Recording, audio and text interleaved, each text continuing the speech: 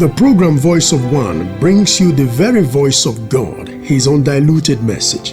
In it, Pastor Ikem Nwokike of True Vine Fellowship calls everyone to return to the original standards of God. Be enlightened as you listen. It's of no use to you and I if all that this life means to us is religion. I will always say that it is very important that we continue to ask ourselves questions. Amen? Just like a little child. Little child is always very, very inquisitive. Amen? Always wanting to know. Always wanting to increase his or her knowledge. That's all. That's how we ought to be. Amen? All the time seeking to know, seeking to understand. Because that's exactly why we are here on earth. Amen? Unfortunately, we have an enemy to contend with. An enemy who has mastered his art very well. The art of deceit. Hallelujah. And funny enough, many times we're always looking for the devil and hoping to see him with horns. And then we can identify him. Amen? Praise the Lord. When the scriptures has already told us that the devil himself has transformed into an angel of light. And then his ministers also have done what? They have also transformed into ministers of what? Doesn't that surprise you? So that means that the devil has taken his seat inside the church. Hallelujah. Are you following what I'm saying? The devil has taken his seat right inside the church. That's why you see, it's not surprising why it's all about the worship of Mammon. Amen. Praise the Lord. It's all about the worship of Mammon. Because the enemy has already taken his seat inside the church. It's not Jesus that told us that you cannot worship two masters. You either love one or hate the other. Love one or hate the other. Praise the Lord. So you can't serve two masters. Hallelujah. When we talk about Mammon, we're talking about riches and the rest of them. Hallelujah. Wealth. Is it not surprising why? The reason why a lot of people go to church today is simply because they are looking to be blessed by Mammon, not God. Amen? They are seeking the blessings of Mammon, not God. And so you have those ministers who the Bible calls, amen, belly preachers. Men whose tummy is their what? Where are they? Are you sure? Men whose God is their belly. And you're still looking for proof to know how that the devil has taken over. The devil and his ministers have taken over the church. Hallelujah. Amen. And so that is the challenge that we have today. That even when we desire to serve God and we love him with our whole heart, the enemy presents himself right inside the church and will make sure that at the end of the day that he will sabotage them, not you. Amen? Praise the Lord. No wonder the Bible talks about the cares of this world and the deceitfulness of riches. So the reason why I'm saying this is for us to be clear as to what is going on so that you don't get carried away. Amen? And understand that every man will have to know God. This is not a life that you are depending on anybody to know God on your behalf. Amen? Every man will be answering for him or herself. You're going to stand before God to answer for yourself. So if you like, you can play games with whatever you are hearing. The truth of the matter, Paul said, it is certain that we came into this world. We came into this world with what? And it is certain that we are going to leave this world with again nothing. It's a certainty. So whether you believe the truth or like I will always say, if you want me to disbelieve what I already have, you have to give me an option. Amen. Praise the Lord. If you can't give me an option, then I will stick to what I have. Amen. Hallelujah. Because there's nothing, just like the preacher said, he said, all is what? Vanity upon vanity. And there is nothing that any man can do that will ever make it to change from being vanity to becoming something else. Hallelujah. You don't have to accept what I'm saying. You just go ahead and live your life the way you want to live your life. But at the end of the day, amen, you are going to arrive at that point. Praise the Lord. It's either you understand what I'm saying now, or you will still understand it at some other time. But I don't know whether at that time you are going to understand it, whether it will be of any help to you. Now, there's something, that we fail to understand, and that is the fact that time is not on our hands. Amen. Time is not on our hands. But you see, that's one thing the enemy does expertly, is to make sure that he takes the essence of time. He removes it from your mind so that you live as if it will always be like this. Like a young man or a young woman who is killing himself or herself, trying to lay down riches so that he or she can enjoy his life or her life in luxury, has forgotten that by the time you have now stockpiled the wealth, as it were, what you have forgotten is that once the outward man perisheth, the inward man does what? Is renewed day by. So the outward man is what? Perishing. So by the time you are now approaching the time of enjoyment, hallelujah, you will now start realizing that you have suddenly become old and you can no longer enjoy the thing. But that's what the enemy promised you whilst you were young. That, work hard, so that you can stockpile. So that at the end of the day, you can live your life in luxury. Which luxury? Jesus said, in this life, you will have what? Tribulations. So, the wisdom of God comes to play again. He said, having food and what? Raiment. Be what? Content. Hallelujah. For we came into this world with nothing. And it is certain we are going with what? Nothing. He said, for they that will be rich will do what? Will fall into diverse temptations and into many foolish and hurtful lusts, which drown men in perdition and destruction. So that will be that's what you don't realize, but that thing you are looking for is what it will end up doing to you. Amen. That if your mind is set on that path, the dream life, as they call it. Amen. If your mind is set on that dream life, that's where you will end up. That's what the Bible says. You will end up into many foolish and hurtful laws, which drown men in what? Perdition and destruction. You can never escape it. Are you getting what I'm saying? Because the grace that is upon your life is the grace of contentment. That's the grace that is upon your life. So the moment you set your heart, he said, for they that will be rich, the moment you set your heart to be rich, that grace of contentment leaves. So you don't have that grace anymore. So whatever the Bible has talked about that will happen to you as a consequence of you disobeying the word of God will certainly befall you. And you will not have there's no prayer and fasting that can deliver you out of it.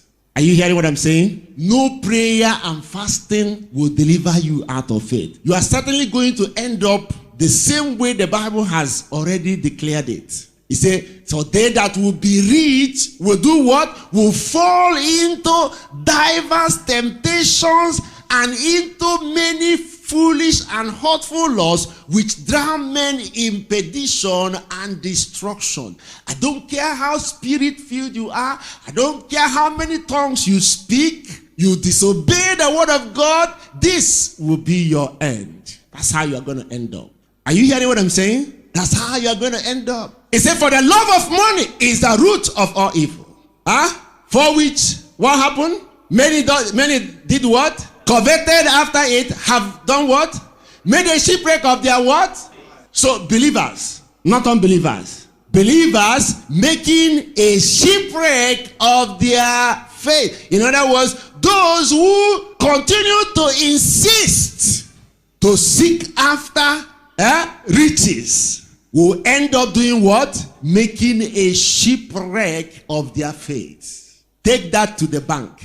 Take it to wherever you want to take it. Jesus himself confirmed it. He said it is easier for what? A camel to do what? Pass through the eye of the needle than for a rich man to enter the kingdom of God. Now, the eye of the needle in the Far East is like a small gate that, men pass through when they are entering another city. Amen. So when the camel comes with all the loads that is carrying, it has to come down in order to pass through that eye of the needle. Now, he has to come down also because of his height and also because of the load that he's carrying. Because camel is, can always relate it to load carrying in those days. So he has to come down with the load. So that's how a rich man is. Jesus said it is easier for a camel to pass through the eye of a needle than for a rich man to enter the kingdom of God. So you are already disadvantaged by the load that you are carrying.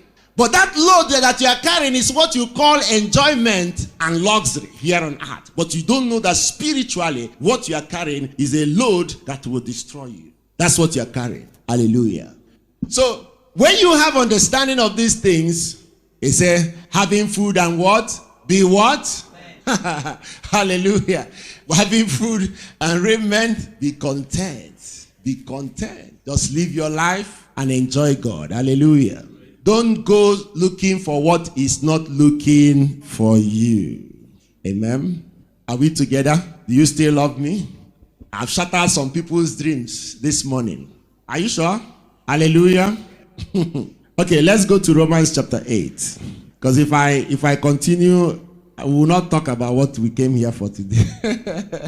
Hallelujah. But just know, I don't know, but that's the Spirit of God speaking. Amen. Just God wanted to address somebody's heart this morning. Amen. Hallelujah. Maybe the devil has been deceiving you along that line, but you need to know the truth so that you know that when you follow him on that path, this will be your end. Are you getting what I'm saying? And there is no prayer and fasting that can bring you out of that place. Any excuse you like, give. If you like, say that, I want to, anything God is giving me, I'm going to be giving to the poor. God have mercy. Who told you the poor will not survive without you? You're just giving yourself one assignment God didn't give you. God takes care of billions and billions of people in this world. And he has been doing that before you came. And when you leave, you continue to do it. So what rubbish excuse are you? You're trying to corner God. Bribe him. Hallelujah.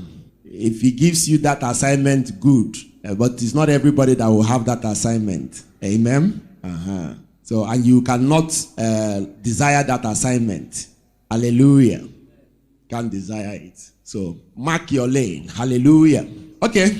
Romans chapter 8 from verse 1, he said, there is therefore now no condemnation to them which are in Christ Jesus, who walk not after the flesh, but after the Spirit. For the law of the Spirit of life in Christ Jesus hath made me free from the law of sin and death. For what the law could not do, in that it was weak through the flesh, God sending his own Son in the likeness of sinful flesh, and for sin condemned sin in the flesh, that the righteousness of the law might be fulfilled in us, who walk not after the flesh, but after the Spirit. Hallelujah. That the righteousness of the law might be fulfilled in us, who walk not after the flesh, but after the Spirit. I hope we remember that for some time now we've been sharing on the building of God. Amen. Talking about the forming of Christ. And that is what this whole experience, is all about. That forming of Christ. The building of the habitation of God. Hallelujah. So, when you read this place in the light of what God is saying, because remember, when you talk about the law, you're talking about the Spirit, for we are not under the law, but under grace and all this. It's all about the building of God. Amen? Praise the Lord. God is talking about, the forming of Christ. And I've showed us from the scriptures that this started from before the foundation of the world. So even in the old covenant, Christ was what? Being formed. Hallelujah. The forming of Christ is not just a New Testament phenomenon. Amen? Hallelujah. It began from before the foundation of the world. And I've always said this, there can be no new without the old. You can't talk about the New Testament without the Old Testament. Everything that is in the New Testament is from where? The Old Testament.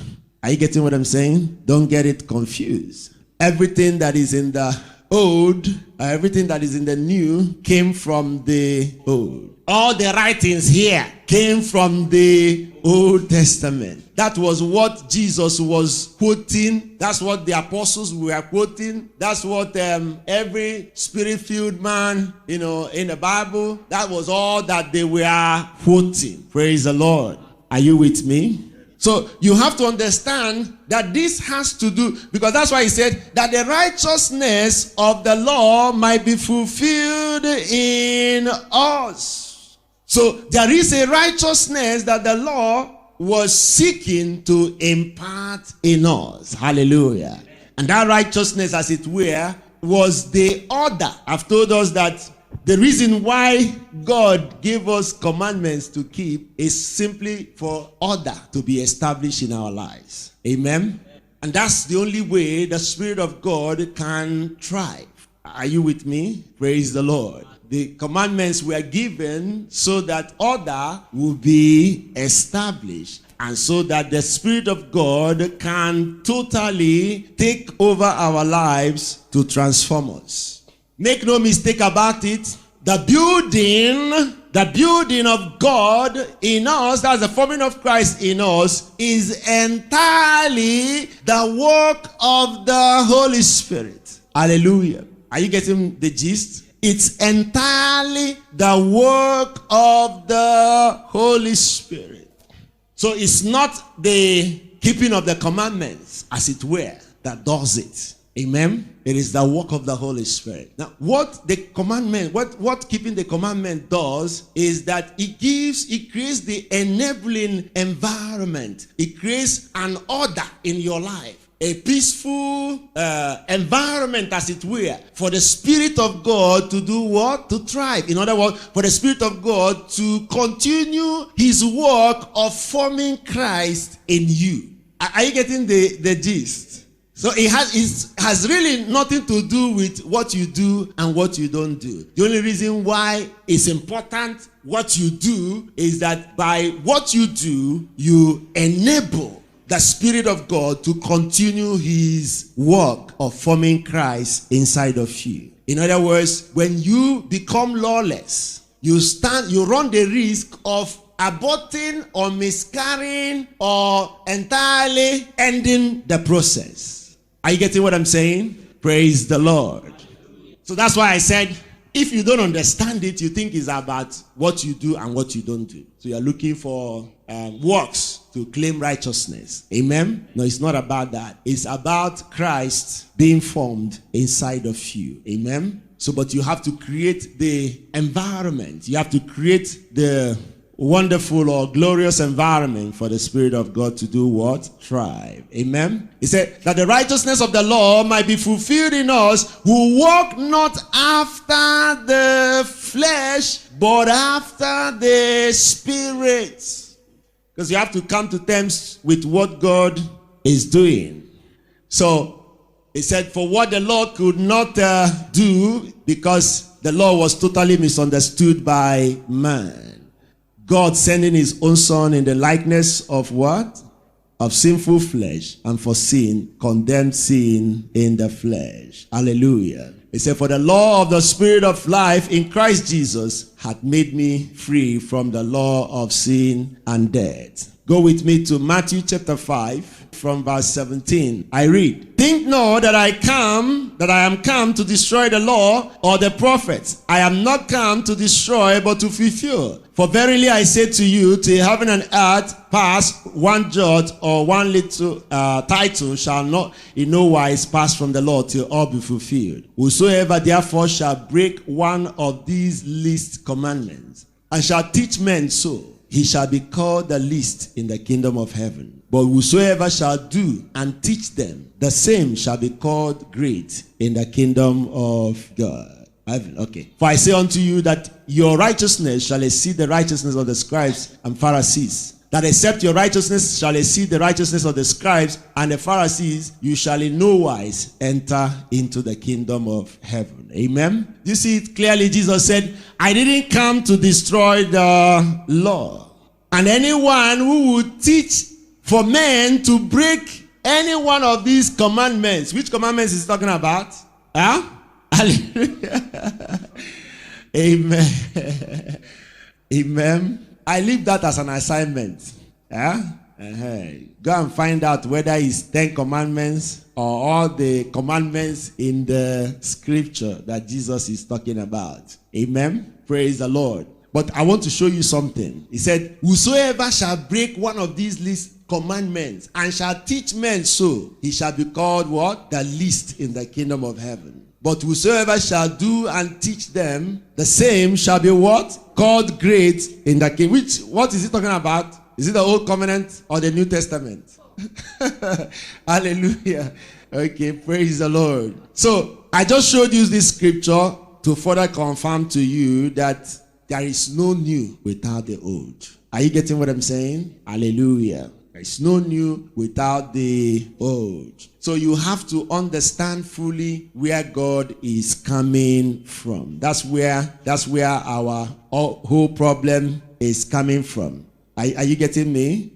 When you don't understand what God is saying, because yes, we are no longer under the law in the sense of the law judging us. Jesus did not come to condemn us, but he came to save us. That is, when we say we are dead to the law, it means that we have been delivered from the authority of the law as a covenant of works, and especially from his power to condemn. Are you getting what I'm saying?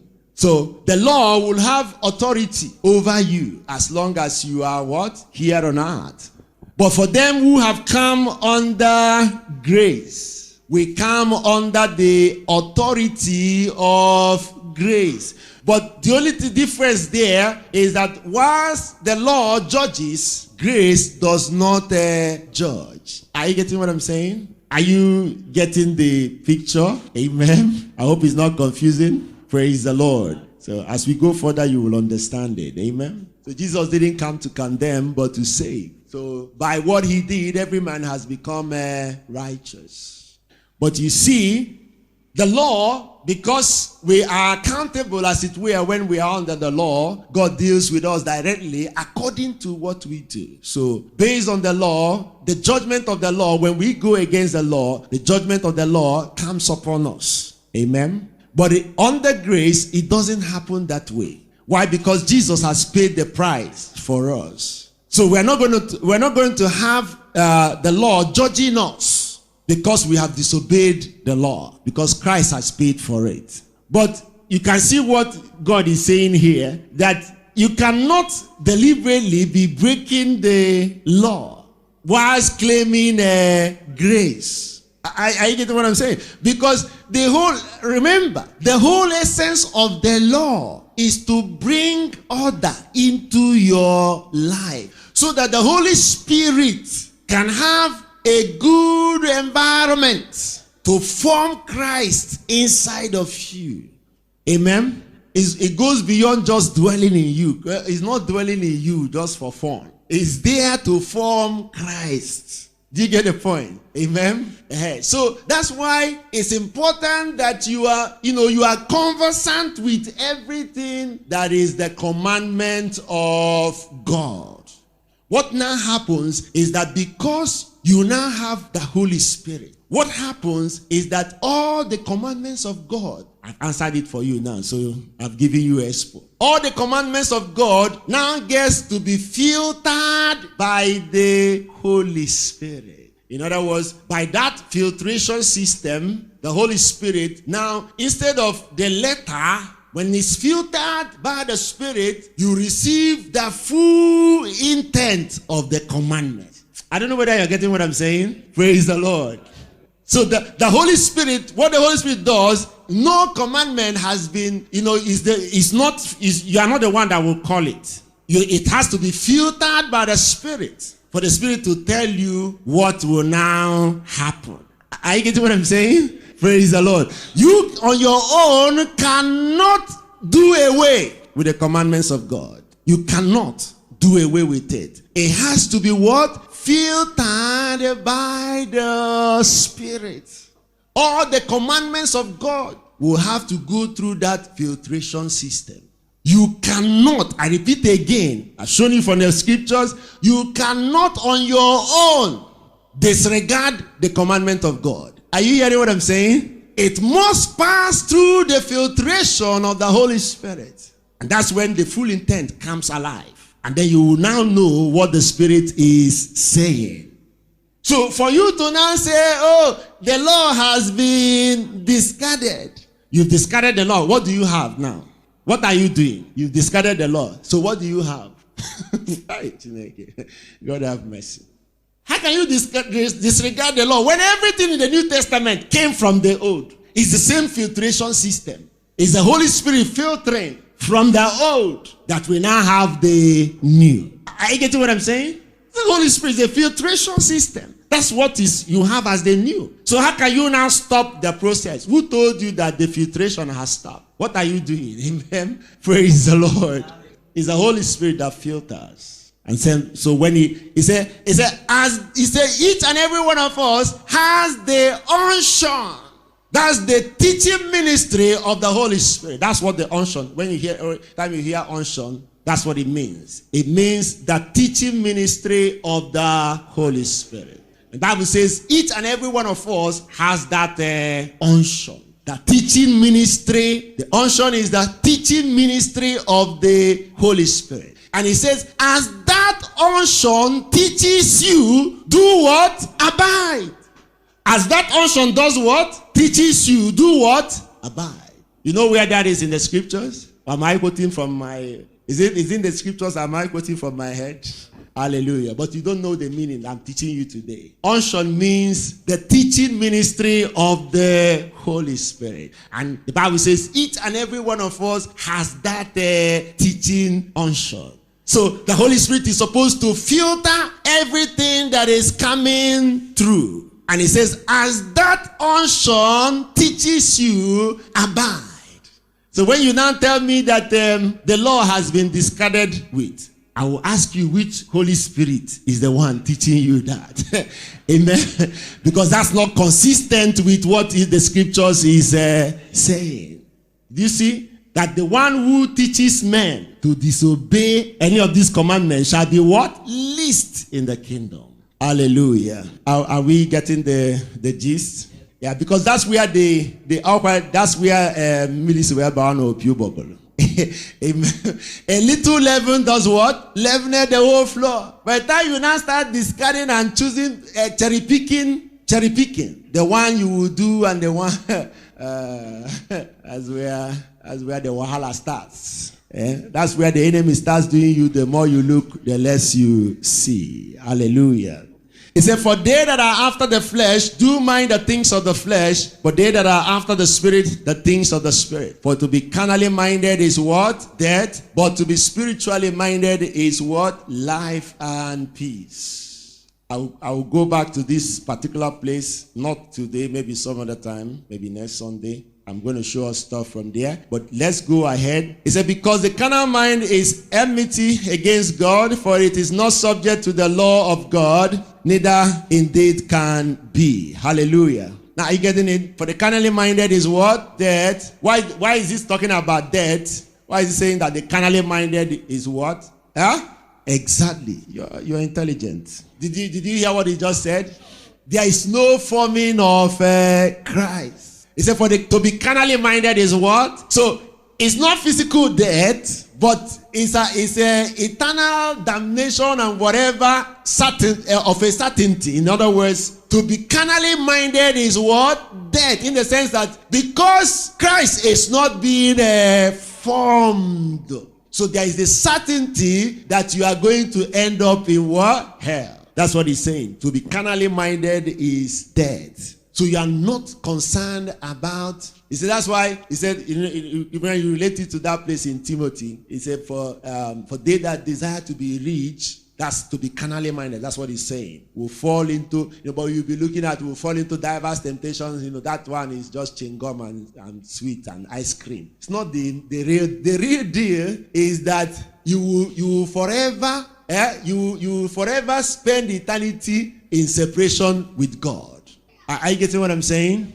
So, if you are looking at it from the perspective of that will fall into many foolish thoughts, and that's rubbish. That's really not, doesn't, these are just, things written to, capture your mind. The real deal is that you are ending up, that's what he's telling you, is collaborating what, all the scripture is saying, that you are sabotaging the forming of Christ in your life. And that will spell death for you. Amen? I don't know whether I'm making any sense. I want you to understand that what you call enjoyment is outright sabotage of the work of the Holy Spirit in your life. In other words, you are busy frustrating the Holy Spirit whilst enjoying yourself here on earth. Does it make sense? Is it coming home? You are busy doing what? Frustrating the grace of God, the work of the Holy Spirit, whilst enjoying yourself here on earth. And what that will spell for you is certain a death, which means eternal separation from God. That's the consequence of your actions. That's what you're doing. That thing you are calling, beware of what you call enjoyment. You might just be frustrating the grace of God upon your life and calling it enjoyment. As a matter of fact, when I make this statement, at some other time, come on Thursday and counter me. Everything you call enjoyment is frustration of the grace of God. Come on Thursday and counter this. Anything you are calling what? Enjoyment is what? Frustration of the grace of God. Come on Thursday and counter it. If you have anything better, think about it. What will you rather be? What will you be enjoying? Even when they went out to go and conduct miracles and the rest of them, the Bible said they came back with what? Joy at what they saw. We saw the lame walk. We saw blind eyes open. We saw the deaf hear. And what did Jesus tell them? In this do what? So tell me what else is enjoyment? If that one does not qualify as rejoicing and enjoyment, tell me what other thing qualifies as rejoicing and enjoyment. What you call enjoyment is outright frustration or frustrating of the Holy Spirit. That's what you're doing. You're frustrating the grace of God. Huh? No, I say all. Counter it. And come with your scriptures. And come and tell me some other thing that is enjoyment that you can enjoy. And also give me reference with what you saw Jesus enjoying. Do you know of anything you saw Jesus enjoying? Think about it now. Tell me what you saw him whilst he was here on earth. Tell me what he was enjoying. He was enjoying food, doing the will of God. Amen. That's forming of Christ, is it not? Man, what else is enjoyment? I say all, not most. That's grammar. You are making excuse for the flesh. That's the problem. That's what you're doing. Trying to make excuse for the flesh. There's nothing like relative. Show me in the scriptures. This is our reference point, is it not? I've told you now. Tell me what you know Jesus was enjoying whilst he was here on earth. You can't tell me. Stop assuming. Don't use your human mind. That's the point. We're always trying to understand God from the flesh, not the spirit. Not the spirit. From the flesh. So we make room. We make excuses for the flesh. And that is what is hurting us. And a forming of Christ. He don't. What did Jesus say? If any man will come after me, let him do what? Let him do what? And do what again? He said, any man who does not hate his father, mother, wife, brother, children, including himself, cannot be my disciple. That's what he said. Tell me what is there to enjoy. Are you still saying most? Come with your scriptures on Thursday. Don't make room for the flesh. That's what is killing us. We don't want to take what Jesus is telling us. He's saying, forsake all. He said, if any man will not, he said, if you do not hate yourself, the only way you can ever become part of him is if you hate yourself. When a man hates himself, what can he enjoy going forward? What can he enjoy going forward? Because is it not the scriptures? Bread and butter. This is the reality of life. To be carnally minded is death. Death. And the reason, I can even, I can take you to Old Testament and show you from the creation of God. Hallelujah. Everything that we have, the dress that going from that dress you are wearing is disobedience. Do you know that? From that dress that you are putting on. That's disobedience. That's not the will of God. It's not the will of God. Everything here on earth, the cars that we enjoy, when you are enjoying that car, that's product of disobedience. Yes, glorying in our shame. That's what you didn't. You saw Jesus walking on water. Which spacecraft took him to heaven? You're making a mockery of yourself. You're making a mockery of yourself. Which doctor will be eating our money now? Which doctor? The things that we are celebrating and enjoying, and these are just products of disobedience. And that's why, the preacher called it vanity upon vanity. The only reason why we do what we do, amen? Because if we take it the way the Spirit is carrying us, I ain't inside the bush. That's where John the Baptist went when he came. He went inside, and people were following him there. I'm telling you the truth. I ain't changing a bush. But it will be difficult to preach from inside the bush. So that's why we tend to look like them. So that when they are looking at us, they will not think that... That's why, you do these things with understanding. You can't start putting value. Are you getting what I'm saying? You can't start putting value to these things. You have to understand the role that they are playing. It's not that you are part of the system or you are part of the world. No, you're not part of them. But there are things that you need to be doing. That's why I say, having food and what? Raiment, be content. Don't sit down. That's all that you need here. So that they will not be looking at you as one crazy fellow. Because if they look at you from that perspective, nobody will hear your message again. Hallelujah. Here in the forming of Christ. Chingom and sweet. So, to be spiritually minded is what? Life and peace. And God is saying, if you can provide me an enabling environment for me to try, what you are going to enjoy from that experience is what? Life and peace. It will be as a consequence of the fact that you have given me space. You have given me room to do my work. Hallelujah. I don't know whether you're getting what I'm saying. You have allowed me to be me. Amen. You have created that enabling environment, that space, as it were, for the Holy Spirit to try to form Christ inside of you. So the resultant effect is that you will have abundance of life and peace. Life and peace.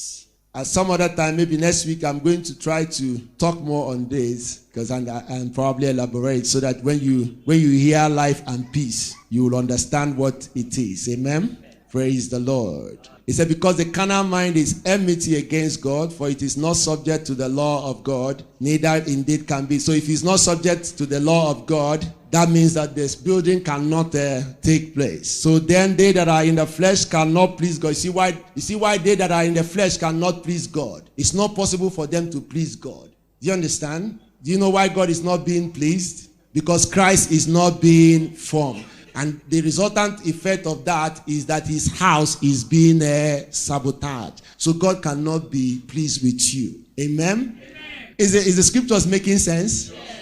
Right, okay. So he said, but you are not in the flesh, but in the spirit, if so be that the Spirit of God dwell in you. Now if any man have not the Spirit of Christ, he is none of his. Now, this is the litmus test to know whether Christ is in you. Now he said, if Christ be in you, the body is what? Because of what? Did you see that? If Christ is in you, the body is what? Because of sin. And the spirit is alive. Hallelujah. Because of what? Do the deduction. If Christ be in you, the body is what? Dead because of what? Sin. And the spirit is alive because of what? Isn't that what we have been saying? Amen. That keeping the commandments of God creates the enabling environment.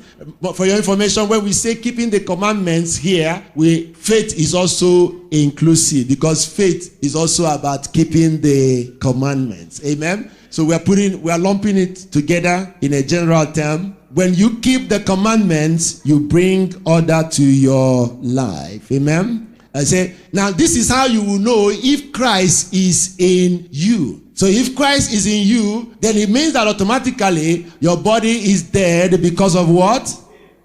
So that if your body is not dead to sin, that means that what is happening? Christ is not being formed, and the Spirit of God is not there. Is it making sense?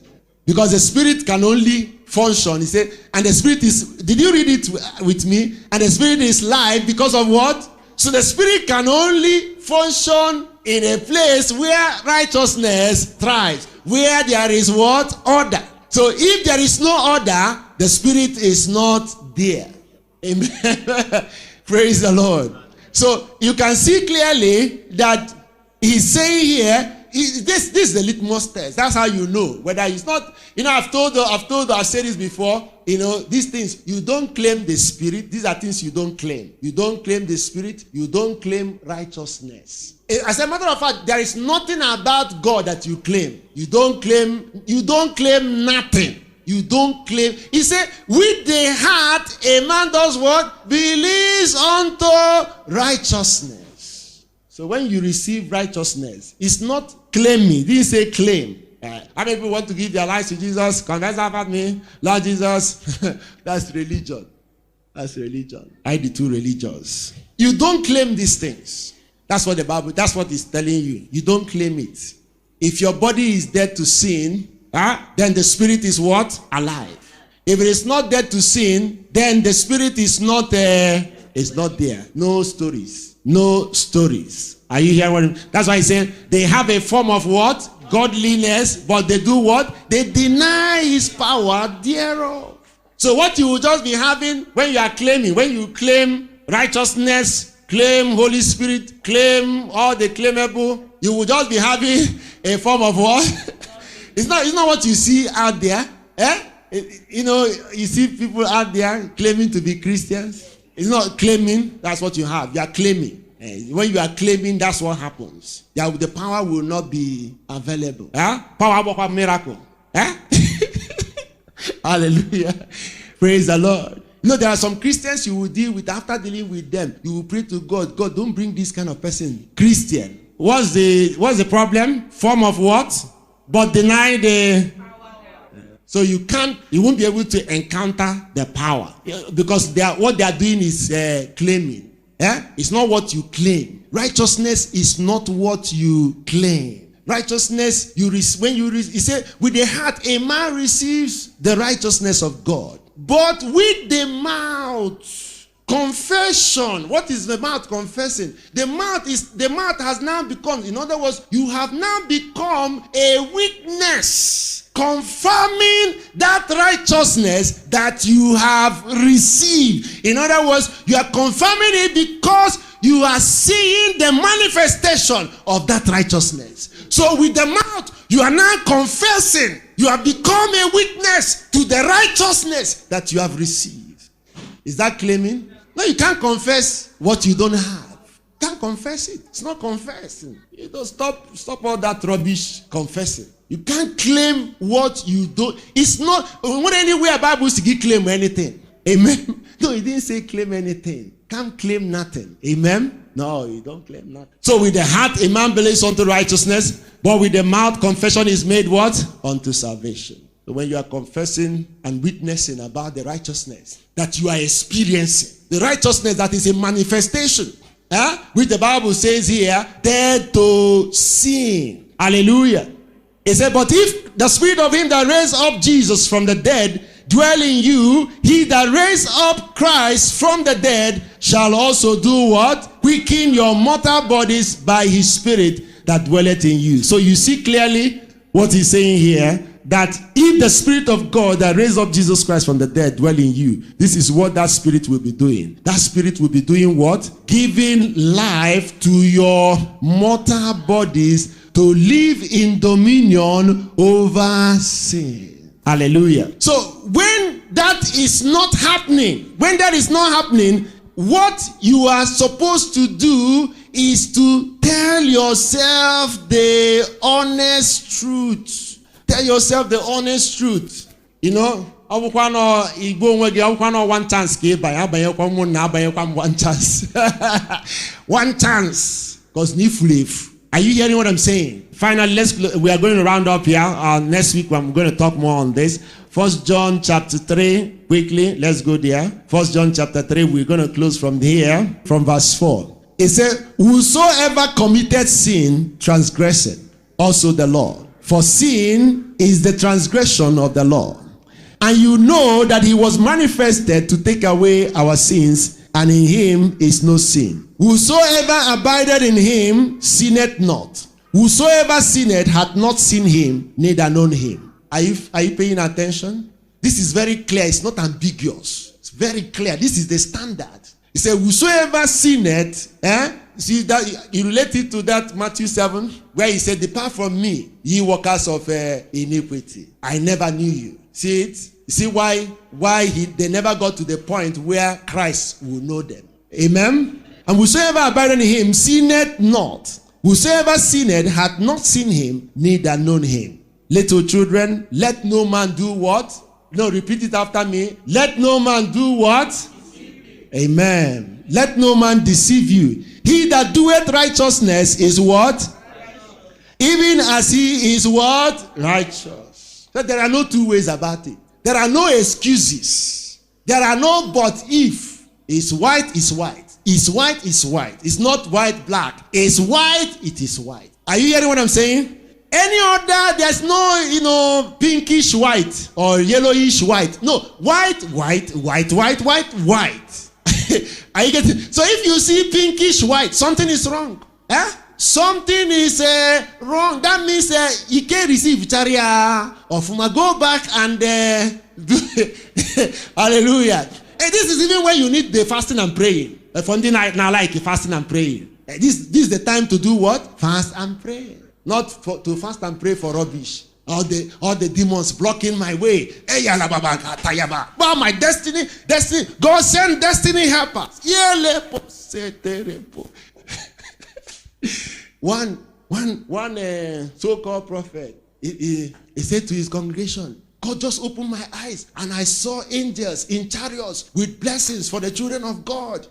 But I saw demons withstanding the angels. Brethren, let's pray that the angels of God carrying our blessings will overcome the demons that are withstanding them.